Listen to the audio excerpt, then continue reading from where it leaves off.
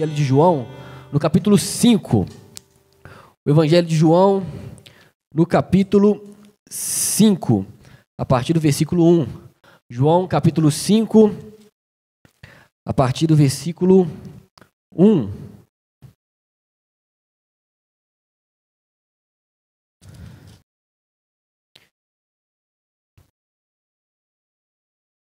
João 5, a partir do versículo 1.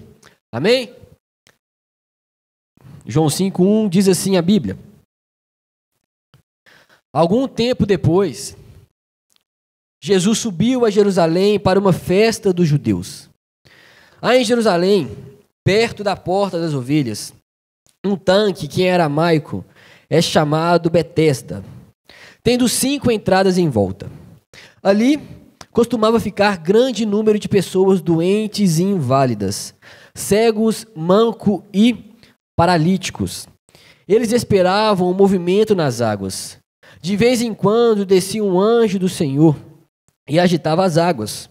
O primeiro que entrasse no tanque, depois de agitadas as águas, era curado de qualquer doença que tivesse. Um dos que estavam ali era paralítico, fazia 38 anos. Quando o viu deitado e soube que ele vivia naquele estado durante tanto tempo, Jesus lhe perguntou: "Você quer ser curado?" Disse o paralítico: "Senhor, não tenho ninguém que me ajude a entrar no tanque quando a água é agitada. Enquanto estou tentando entrar, outro chega antes de mim." Então Jesus lhe disse: "Levanta-se, pegue a sua maca e ande." Imediatamente o homem ficou curado, pegou a sua maca e começou a andar. Irmãos, esse evangelho aqui, o evangelho de João, foi o último evangelho a ser escrito. Quando João escreve esse evangelho aqui, o evangelho de Mateus, Marcos e Lucas, já havia mais de 20 anos que esses evangelhos estavam circulando. E João, ao escrever esse evangelho, o evangelho que você abriu comigo aí, ele tinha um propósito muito bem definido. Lá no capítulo 20, no versículo 31, a gente sabe qual é o propósito. O texto nos diz que o evangelho de João foi escrito para que vocês pudessem crer que Jesus, de fato, é o Cristo, que Jesus ele é Filho de Deus. E todo aquele que crer que Jesus é o Filho de Deus, tivesse a vida eterna. Esse foi o propósito que o evangelho de João ele foi escrito. E João provou que Jesus é Filho de Deus de no mínimo 2 maneiras. Primeiro, mostrando que Jesus, de fato, tinha os atributos de Deus. João nos mostrou nesse evangelho que o próprio Jesus repete 7 vezes "eu sou", querendo nos dizer que Jesus é o grande eu sou, que Jesus é o grande Jeová, Yahvé, é o grande Deus Todo-Poderoso, que, por exemplo, livrou a nação de Israel no Antigo Testamento de uma maneira tão linda e de uma maneira tão poderosa. Jesus ele diz: "Eu sou o pão da vida, eu sou a luz do mundo." Jesus também diz: "Eu sou a porta das ovelhas, eu sou o bom pastor." Ele disse: "Eu sou a ressurreição e a vida, eu sou o caminho, a verdade, a vida, eu sou a videira verdadeira." Esse é Jesus, o grande eu sou. Mas também Jesus, na verdade, o evangelho nos mostra, de João, que Jesus é Deus, porque ele vai relatar 7 milagres para nós. Somente nesse evangelho, Jesus transforma a água em vinho. Jesus não somente faz isso, mas ele também cura um filho de oficial. Jesus cura um paralítico, que é essa passagem que você abriu comigo no tanque de Betesda. Jesus, ele multiplica pães. Jesus, ele caminha sobre as águas. Jesus, ele cura um cego de nascença. Jesus, ele ressuscita o Lázaro, no capítulo 11 desse mesmo evangelho. Jesus é Deus, e João nos mostra, por meio dos milagres que ele realiza. Aqui no evangelho de João, 7 milagres registrados. E João, irmãos, ele chama esses milagres de sinal. Esses milagres que Jesus ele realiza são chamados de sinais, porque os milagres não tinham fim em si mesmo. Os milagres de Jesus apontavam para algo. Os milagres de Jesus direcionavam para algo. E mais especificamente, Jesus realizava os seus milagres. E o objetivo da realização desses milagres era chamar a atenção para Ele mesmo, para a sua pessoa, para quem Jesus era, para o propósito ali da sua existência na terra e naquele momento. Se você parar aqui, irmãos, e quiser chegar, por exemplo, em um hospital, você vai avistar uma placa, hospital a 50 metros. Você não para ali. Você continua essa caminhada, sim ou não? Porque o seu destino, a sua finalidade ali, o seu objetivo ainda não foi concluído. Assim eram os sinais. Jesus realizava, Jesus curava, Jesus fazia, transformava, mas tinha um objetivo por trás. Era falar da sua pessoa e da sua obra. Perceba, irmãos. Quantos de nós já experimentamos milagres de Jesus e por trás dos milagres, Jesus sempre queria nos ensinar algo, sim ou não, irmãos? Queria nos ensinar algo sobre a sua pessoa, sobre quem Ele era, sobre a sua provisão. Jesus realiza milagres ainda na nossa vida, amém, irmãos? Ele realiza milagres na nossa vida, porque Ele é vivo, Ele é todo poderoso. Se Ele quiser, Ele faz. E quantas vezes Jesus Ele realiza milagres nas nossas vidas e nós somos providos ali, ou nós somos sustentados ali por esse milagre, mas aí nós passamos e começamos a refletir aquilo que Jesus quis nos ensinar através da realização daquele milagre na nossa vida. É assim, irmãos. Jesus nos supre, mas Ele quer nos ensinar algo. Jesus nos sustenta sobrenaturalmente, mas Ele quer nos ensinar algo. A gente não para ali. A gente não para ali no milagre, a gente não para ali naquela realização, a gente não para ali naquele feito de Jesus. O objetivo do milagre é que a gente continue caminhando, crescendo no conhecimento do autor e consumador da nossa fé. Crescendo no conhecimento do autor do milagre, irmãos. Porque, irmãos, nós caminhamos aqui e nós vivemos sem alguma bênção. Nós vivemos sem a realização de algum milagre, mas nós não podemos andar aqui sem o autor do milagre. Nós não podemos andar aqui sem o dono de todas as coisas. A gente caminha aqui sem uma bênção específica, mas nós não caminhamos aqui sem o autor e consumador da nossa fé.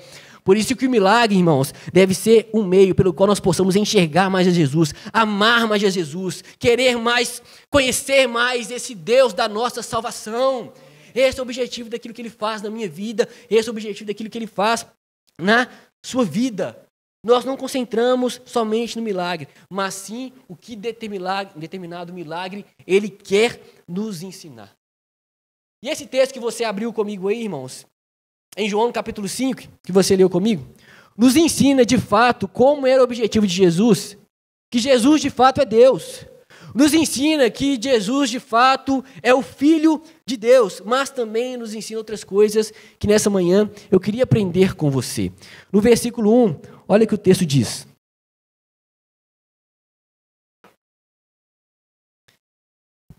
Algum tempo depois, Jesus subiu a Jerusalém para uma festa dos judeus. Irmãos, nesse tempo aqui já havia mais ou menos 4 meses que Jesus estava na Galileia. E Ele volta para Jerusalém, conforme o texto que você leu comigo aí, para uma festa, ou por causa de uma festa. Nós não sabemos qual festa específica era essa, mas nós temos a certeza que os judeus tinham que ir pelo menos 3 vezes ao ano a Jerusalém para participar das 3 grandes festas, que era a festa da Páscoa, a festa dos Pentecostes e a festa dos tabernáculos. Jesus então volta para Jerusalém, depois de ter ficado um tempo fora, para participar de uma dessas festas. E no versículo 2, o texto continua nos ensinando. Há em Jerusalém, perto da porta das ovelhas, um tanque que, em aramaico, é chamado Betesda, tendo 5 entradas em volta. Lá em Jerusalém, no grande templo, tinha uma espécie de espaço, e esse espaço era perto do lugar aí que as ovelhas eram levadas para serem sacrificadas, a porta das ovelhas. Havia um espaço que tinha um tanque chamado Betesda, que significa Casa da Misericórdia, esse que é o significado. E aí, nesse lugar, esse tanque era usado para os banhos cerimoniais que os judeus tinham que fazer para participar, de fato, do culto ali. E não era um lugar escondido, irmãos, porque no versículo 2, que você leu aí comigo aí, o texto diz que tinha 5 entradas e volta, ou 5 pavilhões. E ali Jesus estava. E nesse lugar, no versículo 3, o texto continua nos ensinando. Ali costumava ficar grande número de pessoas doentes e inválidas, cegos, mancos e paralíticos. E é interessante observar, irmãos, que Jesus, ele vai para um lugar onde a transformação só poderia ocorrer por um meio sobrenatural.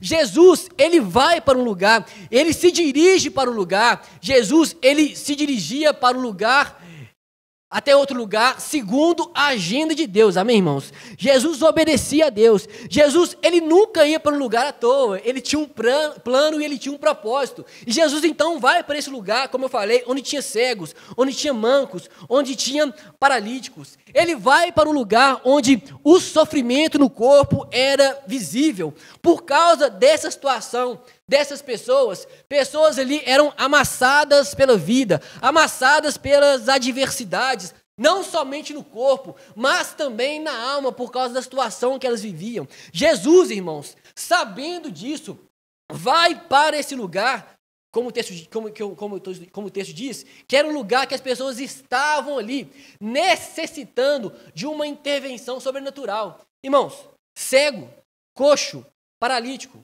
ou atrofiado. Essas pessoas aqui, irmãos, se encontravam em uma situação em que a maioria das vezes antídotos humanos não poderia ser de nenhuma valia. Provavelmente essas pessoas estavam aqui e já haviam tentado se curar de outras formas. Provavelmente essas pessoas estavam ali muitos anos e já haviam tentado se curar, aliviar por meios humanos. Essas pessoas estavam ali e já haviam provavelmente caminhado já há um tempo, querendo de forma natural que a sua situação se resolvesse. E Jesus estava nesse lugar. Nesse lugar, irmãos, que as pessoas, de maneira natural, não tinha mais a possibilidade de cura. Ali estava passando aquele que é rico em misericórdia.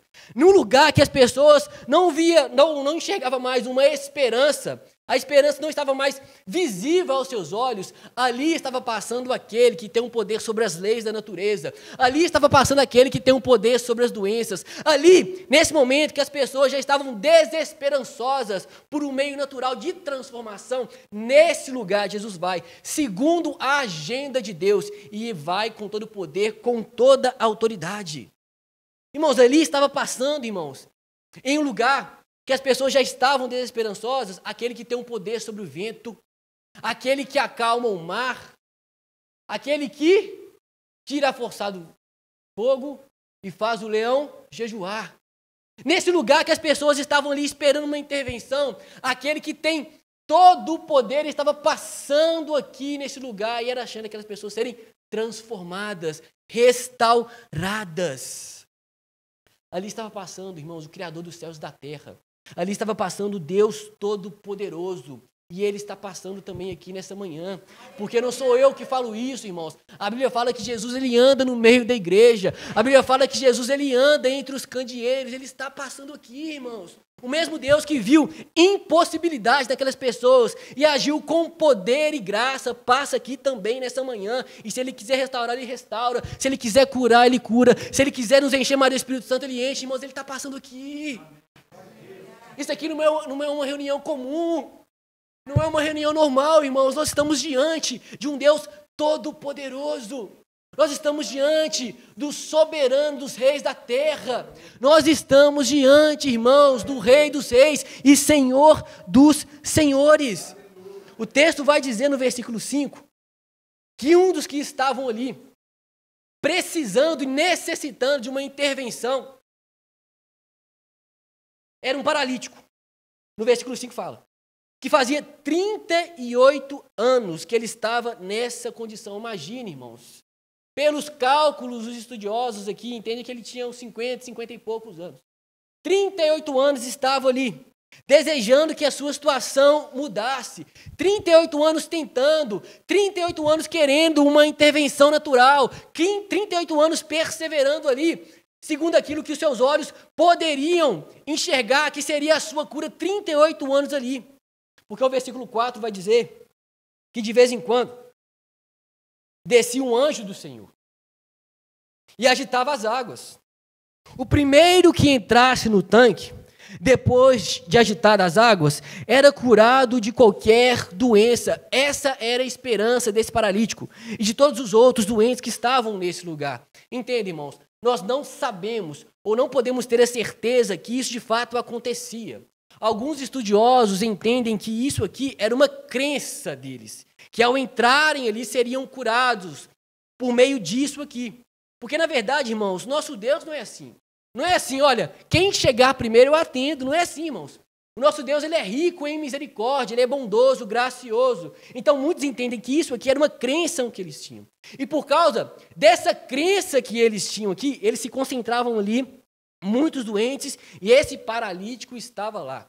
Mas o fato é, irmãos, que esse paralítico lá, quando Jesus o viu deitado no versículo 6, olha comigo, quando Jesus o viu deitado, esse homem nessa condição, esse homem já desesperançoso, esse homem já sem esperança, naturalmente falando, quando Jesus viu deitado e soube que ele vivia naquele estado durante tanto tempo, irmãos, Jesus viu esse enfermo aqui. Jesus viu esse doente no meio da multidão. Esse homem aqui que estava com uma doença incurável.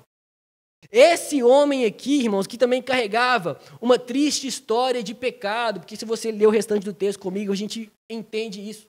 Esse homem que estava nessa condição, irmãos, viu uma pessoa que não somente estava presa à sua doença, Jesus.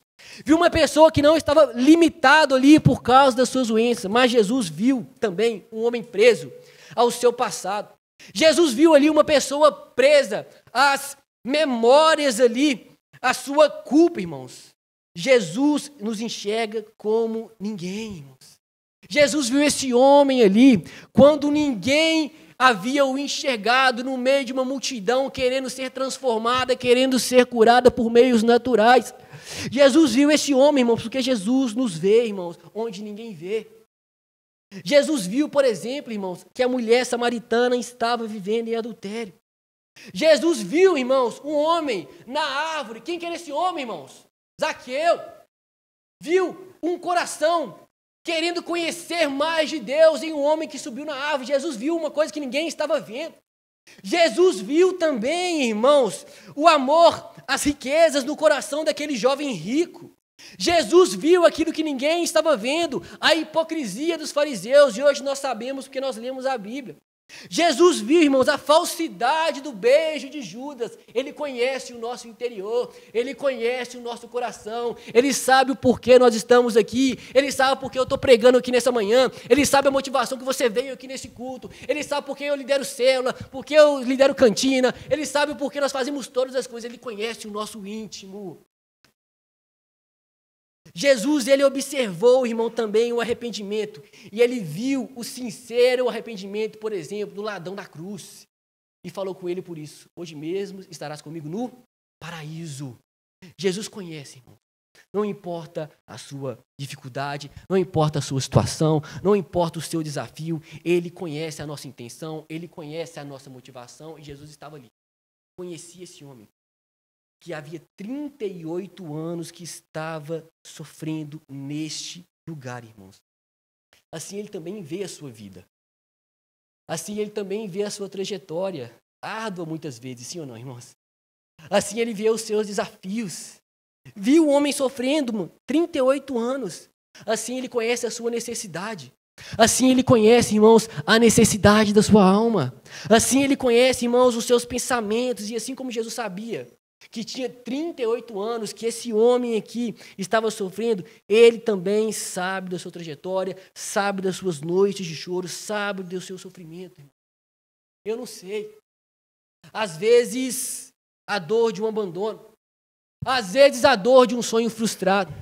Às vezes, a culpa esmagadora de um pecado, irmãos, não confessado, que está trazendo a sua consciência. Ele sabe, irmão. Se for pecado, confesse e abandona. Porque a Bíblia fala que aquele que confessa o pecado encontra misericórdia, irmãos. Se for pecado, confessa. Porque a Bíblia também diz que se confessarmos os nossos pecados, Ele é fiel e justo para perdoar os nossos pecados e nos purificar de toda injustiça. Ele está aqui hoje para nos libertar. Se for uma doença física ou emocional, hoje também você pode experimentar mais da graça de Deus, mais do poder de Deus, te restaurando, te curando ou te fortalecendo, porque Ele vê, porque Ele sonda corações, porque Ele sabe o que se passa dentro de nós. E Jesus, como sabe, irmãos, Jesus, como vê todas as coisas, Ele viu esse homem necessitado e fez a seguinte pergunta para ele. Olha no versículo 6 ainda. Jesus lhe perguntou: você quer ser curado, irmão? Deixa eu aplicar essa pergunta.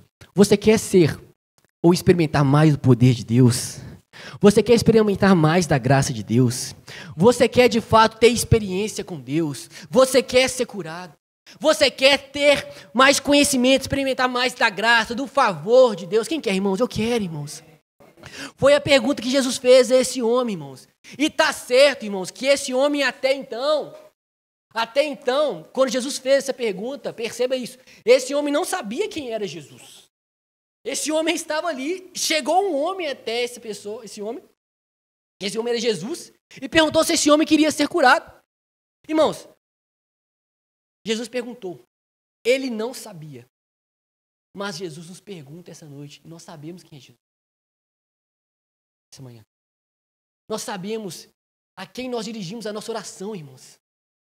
Nós sabemos com quem nós conversamos. Nós sabemos, irmãos, diante de quem nós estamos.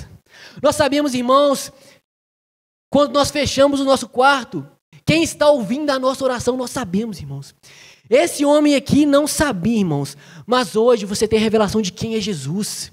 Ele é o Filho de Deus. Ele é o soberano dos reis da terra.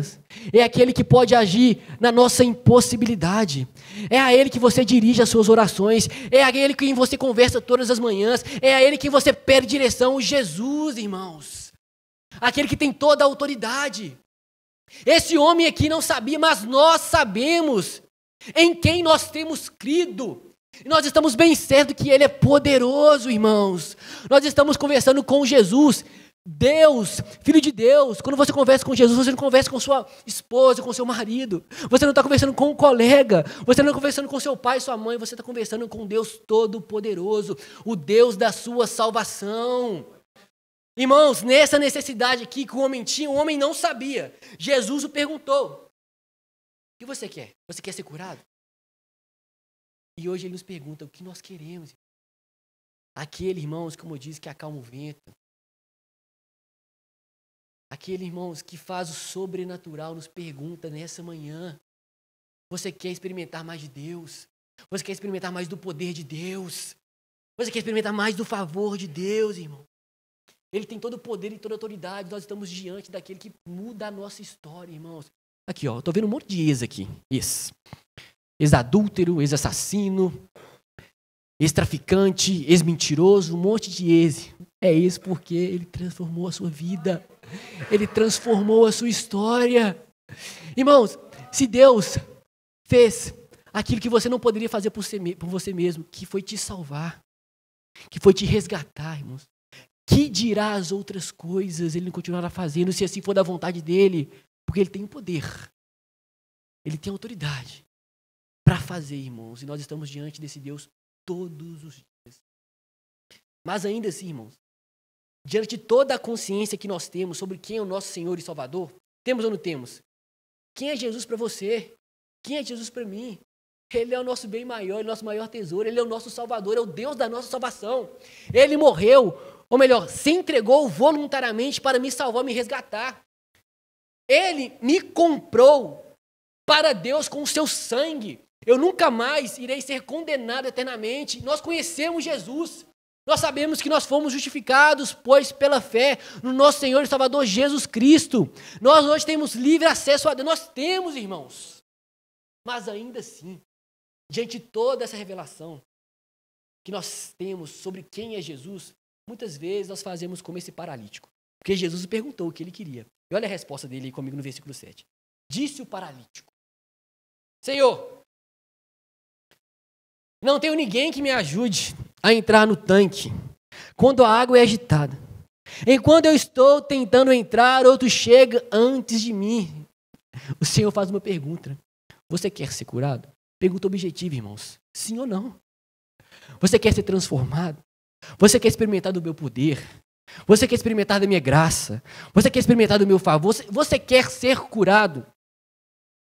É como se fosse, eu quero, Senhor, mas... Eu quero ser curado, Senhor, mas... Eu quero experimentar o seu poder, Senhor, mas... Você quer ser curado? Ah, Senhor, mas quando eu vou aí, o outro vai antes de mim, você quer ser curado? Ah, não, Senhor, eu tento me arrastar aí, mas eu estou sozinho, ninguém me ajuda. Você quer ser curado? Ah, mas quando a água é agitada, eu não estou lá, irmão. Você quer ser transformado? Ah, não, mas eu não recebo oração. Você quer ser restaurado? Não, mas não tem ninguém que ora por mim. Ah, você quer ter experiências comigo? Ah, não, mas ninguém liga para mim, irmão. Essa pergunta é específica. De Deus para nós. Você quer experimentar da graça do Senhor? Do poder do Senhor? Ah, todo mundo me esqueceu, ninguém olha para mim, ninguém tira minha foto. Você quer ser curado, irmãos? Quantas vezes Deus quer nos fazer experimentar mais dele? A porta, irmãos, está aberta. Nós temos livre acesso a Deus, irmãos. E as pessoas podem nos tirar tudo, mas não pode nos tirar a maior bênção. Você quer ter livre acesso a Deus? Ninguém pode. Você tem livre acesso a Deus, eu tenho livre acesso a Deus. A porta está aberta. Ele está pronto para ouvir as minhas orações. Deus está nos chamando e Ele tem mais para nós. E quantas vezes, diante dessa realidade, nós olhamos para trás? Quantas vezes, diante dessa realidade, nós olhamos para as circunstâncias? Quer ser curado, irmãos? Não, mas o fulano lá atrás. Quer ser curado, Senhor? Não, mas aconteceu aquilo comigo lá atrás, Senhor. Quer ser curado, filho? Não, mas aquela circunstância lá é hoje, quer ser curado. Quer experimentar mais de Deus hoje, irmãos? E esse homem, irmãos, estava atribuindo, perceba, a sua falta de cura às pessoas. Olha o que ele diz. Não tenho ninguém. Você quer ser curado, mas não tenho ninguém. Olha lá. Você quer ser curado? Não. Oxe, gente, quer ser curado. E nós, irmãos? Quantas vezes, ou o que nós estamos atribuindo à nossa falta de fé, irmão? Como eu disse, as pessoas podem nos tirar tudo, mas o véu foi rasgado.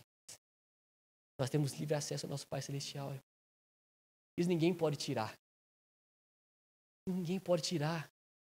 Você pode pedir. Ele te pergunta, quer ter experiência? Quer ser transformado? E embora esse homem faça o que nós costumamos fazer, isso é lindo demais, irmãos. Já estou terminando. Olha como que Jesus responde. Versículo 8. Jesus responde. Então Jesus lhes disse: pegue a sua maca, levante-se. Pegue a sua maca e ande. Imediatamente, o homem ficou curado. Pegou a maca e começou a andar. Irmãos, o que aconteceu com esse homem aqui? O que aconteceu com esse homem aqui, irmãos, é o que ele faz conosco diariamente. Diariamente, irmãos, o Senhor perdoa a nossa falta de fé. Irmãos, eu disse no início, nós sabemos quem é Jesus. Nós sabemos que Ele é capaz de fazer. Quantas vezes nós não duvidamos? Quantas vezes nós não somos incrédulos, irmãos? Esse homem aqui, irmãos, o que o Cristo fez com ele é o que Cristo faz conosco dia após dia. Perdoa nossa falta de fé, porque como eu falei, esse homem aqui não tinha fé não, tá, irmãos? Até então aqui, quando o Senhor o curou, esse homem nem sabia quem era Jesus. Mas agindo Deus, irmãos, quem impedirá? Nem sabia quem era Jesus. Mas Jesus, ele anda conforme a agenda de Deus. E a despeito de toda a incredulidade desse homem, irmãos, a falta de fé, e quantas vezes nós não somos assim, a despeito da nossa falta de confiança, a despeito da nossa incredulidade, Jesus, irmãos, Ele ainda faz em nós e através de nós. Caminhando com o Senhor Jesus, falho como nós somos, Quantos de nós, irmãos, já nos tropeçamos na fé, dia após dia? Ô Senhor, olha essa situação, olha a minha vida, Senhor. A sua graça não é suficiente não, Senhor, não estou aguentando. Não, estou aqui, filho. Não, mas não está sustentando. Não, mas eu estou aqui, filho. Não, mas não está dando. Não, mas eu disse que minha graça é suficiente, que meu poder se aperfeiçoa na sua fraqueza, mas não está dando. E ele ainda assim, irmãos, a despeito da nossa desconfiança, da nossa incredulidade, irmãos, quando nós mantemos a nossa atenção fixada, irmãos, nos meios que estão ao nosso alcance, quando nós olhamos ao nosso redor e pensamos assim, não vai dar certo, porque meus olhos não conseguem enxergar. Quando nós estamos fixados, irmãos, Deus ainda assim, na nossa falta de confiança nele, se assim ele quiser, como quis aqui com esse paralítico, ele exibe a sua mão poderosa, irmãos. Nos tira do lamaçal, irmãos. Nos tira da escuridão, ainda nós duvidando da ação do Deus Todo-Poderoso, irmãos. Ele faz isso. Isso prova para nós que o Senhor, irmãos, não age segundo quando nós queremos muitas vezes. Ele age segundo a sua palavra, ele é fiel, irmão. E se ele quiser, ele vai fazer, irmão. Se ele quiser, ele vai fazer, irmãos. O homem não tinha fé, irmãos.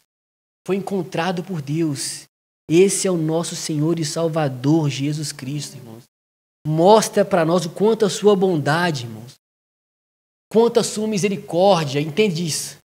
Quanto a sua bondade vai além dos tacanhos limites da nossa fé, irmãos. Ele age. A fé pequena, ele age. Está desesperançoso, está com dúvida, o Senhor não sei, ele age.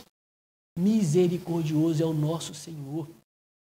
Por isso que o autor aos Hebreus, ele diz lá no capítulo 4, no versículo 16, que nós, visto que nós temos um grande sumo sacerdote que adentrou aos céus, Jesus, o Filho de Deus, apeguemos-nos com toda a firmeza à fé que nós professamos, pois não temos um sumo sacerdote que não possa se compadecer das nossas fraquezas, mas nós temos sim alguém que, assim como nós, em tudo foi tentado, porém sem pecado. Portanto, nós podemos nos achegar confiadamente ou com toda a confiança junto ao trono da graça, a fim de receber misericórdia e encontrarmos graça no momento oportuno, irmãos. Esse é o nosso Senhor, irmãos.